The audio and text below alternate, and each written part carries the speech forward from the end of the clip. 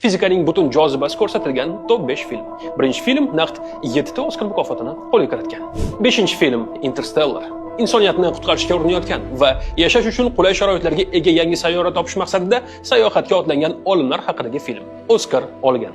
4-film Stiven Hawking olami. Noyob qobiliyatlarini namoyon etgan va Lou Gehrig kasalligiga duch kelgan yosh fizik talaba haqidagi film. 3-film Einstein va Eddington. Albert Einstein va astronom Arthur Eddington hamkorligi haqidagi film. Ular birgalikda dunyoni o'zgartirgan maxsus nisbiylik nazariyasini sinovdan o'tkazishadi.